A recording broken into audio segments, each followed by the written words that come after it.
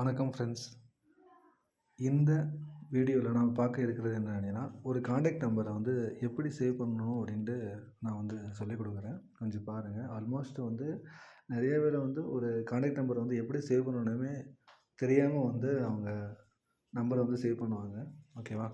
First இப்போ நான் உங்களுக்கு சொல்லிக் கொடுக்குறேன். இது என்ன ரீசன் நான் சொல்லிக் கொடுக்குறேன். இப்போ என்னோடய காண்டாக்ட் வந்து இப்போ பார்த்தீங்க அப்படின்னா, டோட்டலாக ஒரு செலக்டார் கொடுத்தோம் அப்படின்னா ஒரு 3519 காண்டாக்ட் நம்பர் இருக்குது. ஓகேவா? இதில் வந்து ஒரே நேமில் இருக்கிற காண்டாக்ட் வந்து மல்டிபிளாக இருக்கும். ஓகேவா? இப்போ சுரேஷ் அந்த நேம் பார்த்தீங்க அப்படின்னா, சுரேஷ்லேயே வந்து ஏகப்பட்ட சுரேஷ் வந்து நேம் இருக்குது. ஓகேவா? அதே இது சேம் ரமேஷ்ன்னு நம்ம டைப் பண்ணுறோம். அது மாதிரி டைப் பண்ணும்போது சேம் நிறைய பேர் வந்து நிறைய நேம் வந்து நம்மளுக்கு ஷோ ஆகுது. என்னென்ன நேம்லாம் நம்ம சேவ் பண்ணிக்கிறோமோ அதெல்லாம் ஷோ ஆகுது. இப்போ கூட அந்த நேமில் பாருங்கள், நான் எப்படி சேவ் பண்ணிக்கிறேன் அப்படின்னா, அதில் நான் இப்போ ஒர்க் பண்ணுறது அட்மின்ல அப்படின்னா, admin Balaji sir, admin Jagadish. ஓகேவா? அதுவும் அவங்க நேம் அதில் வந்து அவங்க எதில் ஒர்க் பண்ணுறாங்க, என்ன டிபார்ட்மெண்ட்டு. ஓகேவா? அதெல்லாம் வந்து நான் வந்து மென்ஷன் பண்ணி நான் வந்து சேவ் பண்ணிக்கிறேன்.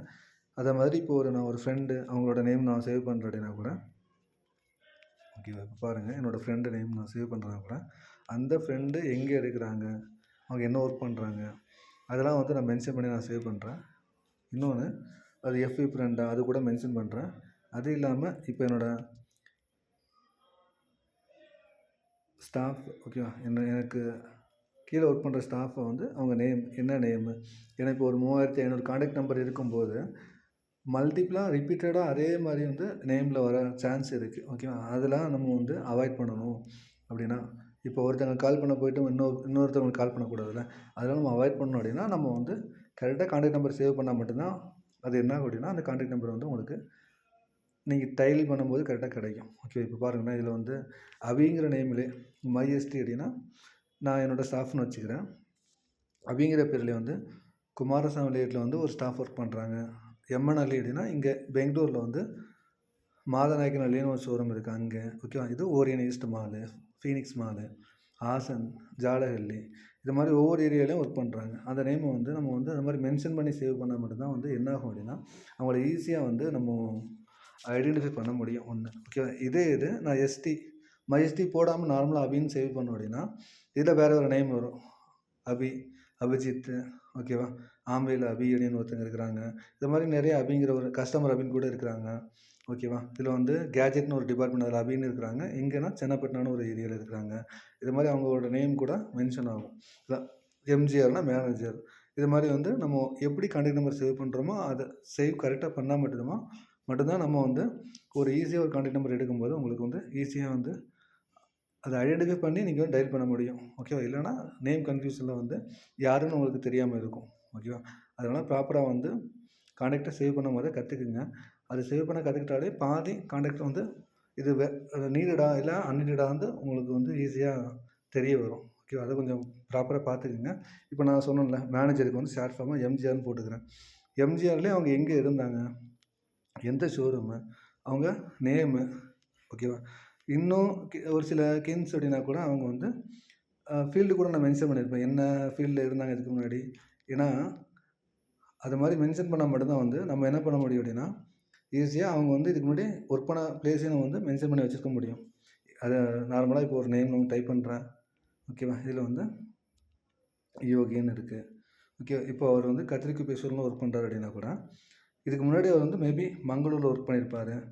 நான் அவரை மங்களூரில் பார்த்துருந்தேன்னா கூட இது மாதிரி வந்து மங்களூருன்னு மென்ஷன் பண்ணியிருந்தால் நம்ம வந்து அவர்கிட்ட ரொம்ப நாள் கழித்து பேசும்போது கூட நம்ம வந்து இங்கே நீங்கள் ஒர்க் பண்ணீங்களா அப்படின்ட்டு நம்ம அவரை பற்றி பேசும்போது அவருக்கு என்ன ஆகும் அப்படின்னா, ஓகே, அவருக்கு என்ன ஆகும் அப்படின்னா நம்ம மேலே ஒரு நல்ல மதிப்பு வரும் ஒன்று. இன்னொன்று வந்து நல்ல ஒரு மதிப்பு வரும். இன்னொன்று வந்து இது மாதிரி கம்பெனி நேமும் அதில் மென்ஷன் பண்ணிக்கலாம். ஓகேவா? அது கீழே வந்து அவங்களோட ஃபோன் நம்பர் நான் சொன்னேன். ஃபோன் நம்பர் வந்து என்ன நம்பரோ அந்த 10 நம்பரை டயல் பண்ணிக்கலாம். ஓகேவா? நெக்ஸ்ட்டு இதை வந்து முக்கியமாக நீங்கள் என்ன பண்ணணும்னா, இமெயிலில் வந்து சேவ் பண்ணணும். இமெயிலில் சேவ் பண்ணால் தான் நீங்கள் ஃபோனை மாற்றினாலோ ஃபோன் டேமேஜ் ஆனாலோ அந்த காண்டாக்ட் வந்து இமெயிலில் வந்து உங்களுக்கு சேவ் ஆகும், ஸ்டோர் ஆகும். ஓகேவா? அதனால் இதை கொஞ்சம் ப்ராப்பராக வந்து பார்த்து இது பண்ணிக்கிங்க. ஒரு கான்டாக்ட் நம்பர் சேவ் பண்ணுறது முக்கியம் கிடையாது. அது எப்படி சேவ் பண்ணணுங்கிறது ரொம்ப முக்கியம். அதுவும் இல்லாமல் அந்த கான்டாக்ட்டை வந்து ஜிமெயில் ஐடியில் சேவ் பண்ணுறது ரொம்ப ரொம்ப முக்கியம். ஏன்னா எப்போவுமே அந்த கான்டாக்ட் வந்து ஃபர்கெட் ஆகாது. லாஸ்ட் டைம் கூட என்னோடய அக்கா வந்து கால் பண்ணியிருந்தாங்க. கான்டாக்ட் நம்பர் வந்து அழிஞ்சிருச்சு. மொபைல் வந்து நான் இப்போ மாற்றிருக்கிறேன். உன்னோட கான்டாக்ட் நம்பர் அனுப்பு அப்படின்னு சொல்லியிருந்தாங்க. ஏன்னா என்னோடய கான்டாக்ட் நம்பர் தான் எனக்கோ என்னோடய மாமா அப்படின்னா அவங்களுக்கும் மாமா வரும். என்னோடய அண்ணா அப்படின்னா இல்லை எனக்கு தம்பின்னா அவங்களுக்கும் தம்பி வரும். ஸோ மோர் ஆர் லெஸ் வந்து ஒரு 100ல் வந்து ஒரு 70 கான்டாக்ட் வந்து எங்கள் 2 பேருக்கும் சிமிலராக இருக்கும். ஓகேவா? ஒரே மாதிரி இருக்கும். அதனால் கான்டாக்ட் கேட்டிருந்தாங்க. நான் அதனால் வந்து என்னோடய கான்டாக்ட்டை வந்து விசிஎஃப் ஃபைலாக நான் வந்து ஸ்டோர் பண்ணி வச்சுருந்தேன். அந்த விசிஎஃப் ஃபைலை வந்து நான் உங்களுக்கு வந்து நான் வந்து ஷேர் பண்ணேன். அது எப்படி அப்படின்னா ஆக்சுவலாக கான்டாக்ட்டில் வந்து நீங்கள் போகும்போது கான்டாக்ட் செட்டிங்ஸ் எடுத்துகிட்டு அதிலே நீங்கள் வந்து எக்ஸ்போர்ட்னு இருக்கும். எக்ஸ்போர்ட் டு ஸ்டோரேஜ் டிவைஸ்ன்னு இருக்கும். ஓகேவா? அதை நீங்கள் கொடுத்தீங்கன்னா கூட டோட்டல் கான்டாக்ட் சேவ் பண்ணிவிட்டு இதில் 4950 கான்டாக்ட் இருக்கா எக்ஸ்போர்ட் பண்ணும்போது இதில் வந்து ஸ்டோர் ஆகிரும். இந்த ஸ்டோரேஜில் வந்து நீங்கள் என்ன பண்ணணும் அப்படின்னா சேவ் பண்ணி வச்சுக்கணும். எப்போ வரும்ல டேட்டு இது செப்டம்பர் 30th ஓகேண்ணா 2025 ஓகேண்ணா. விசிஎஃப்னு வந்துடும். சேவ் பண்ணும்போது அது சேவ் ஆகிடும். எப்போ நம்மளுக்கு வேணுமோ அதை வந்து நம்ம வந்து எடுத்து ஷேர் பண்ணிக்கலாம். இன்னும் ஒன்று அதை வந்து இம்போர்ட் நம்மவும் பண்ணிக்கலாம். இல்லை அப்படின்னா நம்ம ஃபோன் எதாவது மாற்றும்போது கூட இமெயிலில் சிங்க் பண்ணும்போது ஆட்டோமேட்டிக்காக வந்து அது சிங்க் ஆகிடும். இல்லை உங்களுக்கு இமெயிலில் நான் சேவ் பண்ணல, ஃபோனில் தான் சேவ் பண்ணேன், எனக்கு பழைய கான்டாக்ட் கூட ஓகே, இப்போ ரீசெண்டாக கான்டாக்ட் நான் சேவ் பண்ணது கூட வேணும்னா கூட அந்த நீங்கள் சேவ் பண்ணியிருந்தீங்கன்னா அதில் போங்க. மை ஃபைல்ஸில் போயிட்டு விசிஎஃப்னு டைப் பண்ணாலே போதும்.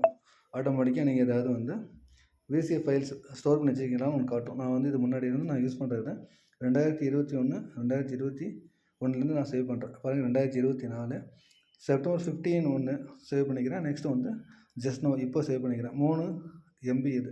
இதை நீங்கள் வந்து கிளிக் பண்ணும்போது ஆட்டோமேட்டிக்காக உங்களுக்கு என்ன ஆகிடும், அந்த கான்டாக்ட் வந்து ஸ்டோர் ஆகிடும். ஓகேவா? இது மாதிரியும் நீங்கள் வந்து கான்டாக்டை வந்து ஸ்டோர் பண்ணி வச்சுக்கலாம். இது வந்து ஒரு ஹெல்ப்ஃபுல்லான வீடியோ இது. ஸோ கண்டிப்பாக நீங்களும் பாருங்கள், ஷேர் பண்ணுங்கள். ஓகேவா? உங்கள் ஃப்ரெண்ட்ஸுக்கு இதை பற்றி கொஞ்சம் கம்யூனிகேட் பண்ணுங்கள்.